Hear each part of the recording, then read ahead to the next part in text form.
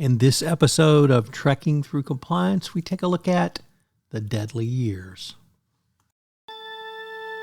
Compliance, the final frontier. Tom Fox is the voyager of Trekking Through Compliance. His mission? To explore the original series and seek out and share what it can teach you about compliance. Here's your host, Tom Fox.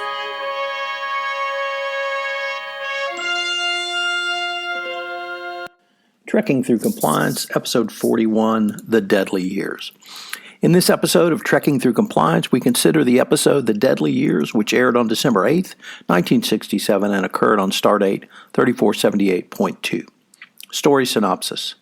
When Chekov, Spock, Lieutenant Galway, Kirk, McCoy, and Scotty beam down to resupply the experimental colony on Gamma Hydra 4, they initially find no one home. Kirk is puzzled since he has just talked to the leader of the expedition only an hour before. Stranger still, Chekov finds a dead man in one of the colony's buildings who appears to have died of old age. However, Spock maintains this cannot be true because the expedition was composed of only young people. The leader, Robert Johnson, who is age 29, then appears, along with his wife Elaine, age 27. They both appear to be extremely old.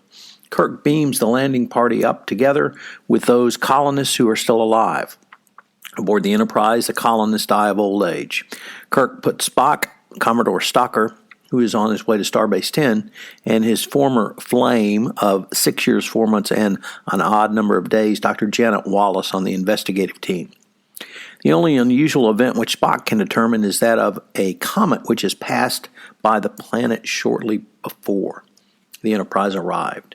Kirk then begins to lose his memory and displays advanced arthritis. Scott, McCoy, Lieutenant Galway, and Spock also show signs of aging at a rate of 30 years per day, but Chekov curiously does not. Spock then finds the source of the affliction, apparently the comet whose tail Gamma Hydra 4 passed through is emitting a low-level radiation. Commodore Stocker becomes increasingly concerned about Kirk's condition and forces Spock to hold a competency hearing. Meanwhile, Lieutenant Galway dies of old age, and Chekov continues to remain unaffected. Kirk is found incompetent, and Commodore Stocker takes over. He orders the Enterprise to head directly to Starbase 10 through the neutral zone. Meanwhile, Kirk and McCoy realized that the one difference between their experience on the planet and Chekov's was that Chekov was scared to death upon encountering the dead body. McCoy recalls that early investigation showed adrenaline to be a potentially useful drug for combating radiation, although it was subsequently abandoned when hydraline was discovered. Spock develops an injection containing adrenaline, and he first tries it on Kirk. Fortunately, the shot is effective, and Kirk is able to assume control of the Enterprise, which is now under attack by the Romulans thanks to Stocker's incompetence in violating the neutral zone. In a clever subterfuge, Kirk transmits a message using Code 2, which has been broken by the Romulans. He claims that the Enterprise has inadvertently strayed into the neutral zone, and he claims he will destroy the Enterprise using the Corbomite device, which will destroy everything within a 200,000 kilometer diameter, and the explosion will leave a space void for up to 4 years, and all United Federation of Planet ships are to avoid it.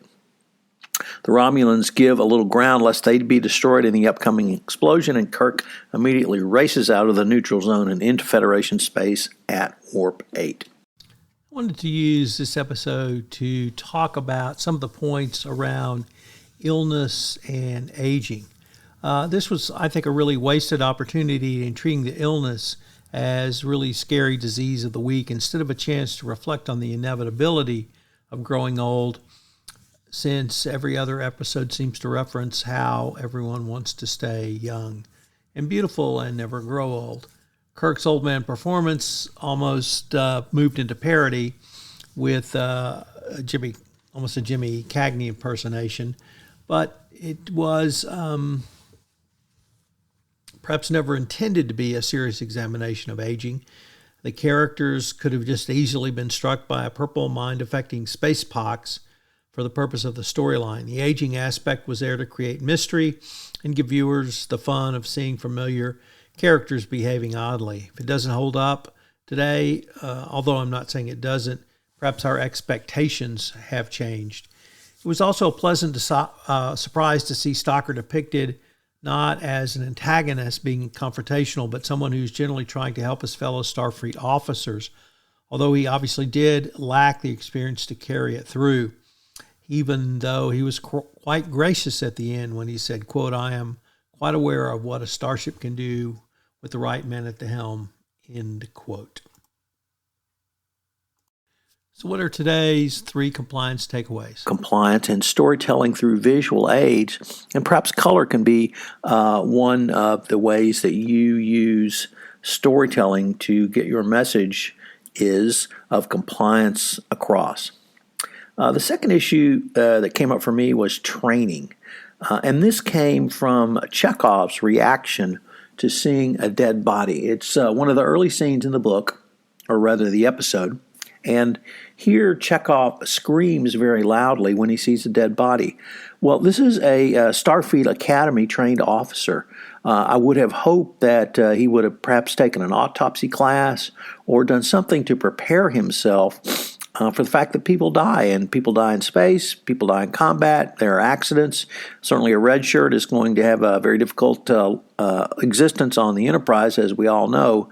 But I was really surprised that he would have this reaction going forward.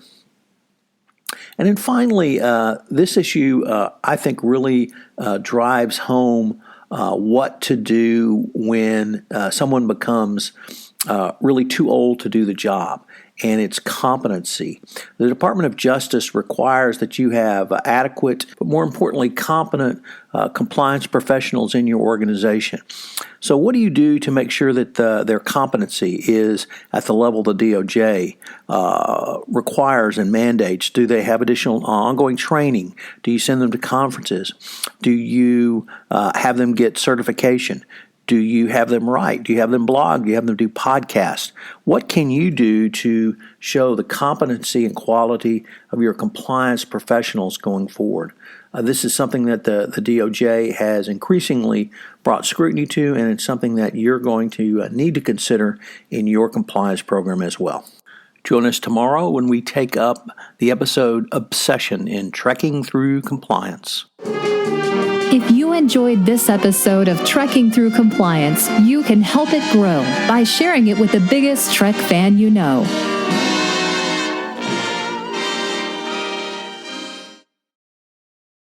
This podcast is a part of the C-Suite Radio Network. For more top business podcasts, visit c-suiteradio.com.